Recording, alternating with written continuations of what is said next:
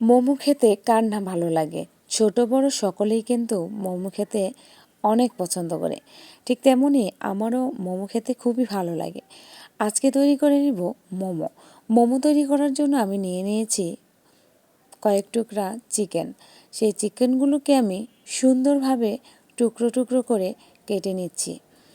আমার চিকেনগুলো কাটা শেষ হয়ে এসেছে প্রায়। এখন আমি এগুলো একটা বাটিতে উঠিয়ে নেব। এখন চিকেন মোমো তৈরি করার জন্য আমি নিয়ে নিয়েছি পেঁয়াজ। পেঁয়াজগুলোকে সুন্দরভাবে কেটে নিচ্ছি। এখন আরও একটা পেঁয়াজ নিয়ে এভাবে আগের মতোই কুচি কুচি করে কেটে নেব।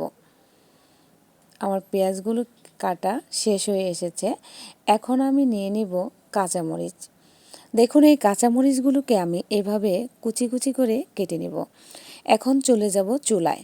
চুলায় প্রথমে দিয়ে দিচ্ছি সাদা তেল। এখন আমার চিকেনগুলো এভাবে ঢেলে দিব এবং হালকা আঁচে এটা নাড়তে থাকবো। এটা অনবরত নাড়তে থাকা লাগবে যেন পুড়ে না যায়। চুলার আঁচটা মিডিয়ামে রেখে এটাকে সুন্দর করে আমি সেদ্ধ করে নিব। দেখেন আমার মোমোর পুরটা হয়ে এসেছে। এখন এটা চুলা থেকে নামিয়ে নেব।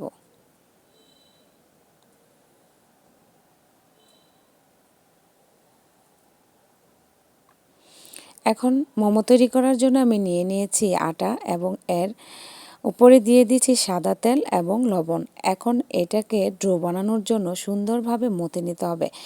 এখন একসাথে মিক্সড করার পর এখন হালকা আঁচে একটু পানি বারবার দিয়ে দিতে হবে। পানিটা কিন্তু আমি হালকা আঁচে একটু গরম করে নিয়েছিলাম। এখন দেখেন আমার ডোটা তৈরি হয়ে গেছে।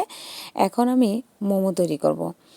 এখন এর জন্য আমি সুন্দরভাবে ডো বানিয়ে নিচ্ছি।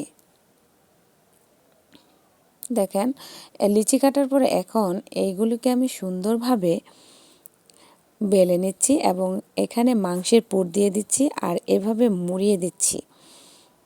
আপনারা এভাবে মাংসের পুর দিয়ে মুড়িয়ে দিবেন, দিয়ে এটার মুখটা একটু বন্ধ করে দিবেন। দেখুন হয়ে গেল সুন্দর একটা মোমো। এখন আমি আরেকটা মোমো তৈরি করছি। দেখুন মোমোটা এভাবে পেঁচিয়ে এরকম করে দিবেন। দেখেন মোমোটা কিন্তু ঘুরিয়ে ঘুরিয়ে একটু করতে হবে। এখন দেখেন এটার মুখটা বন্ধ করে দিয়েছি।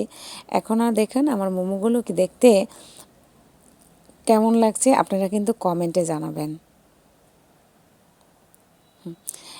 এখন আমার মোমো বানানো শেষ। এগুলো আমি রাইস কুকারে সিদ্ধ করে নিব। আপনারা চাইলে রাইস কুকারে সিদ্ধ করতে পারেন।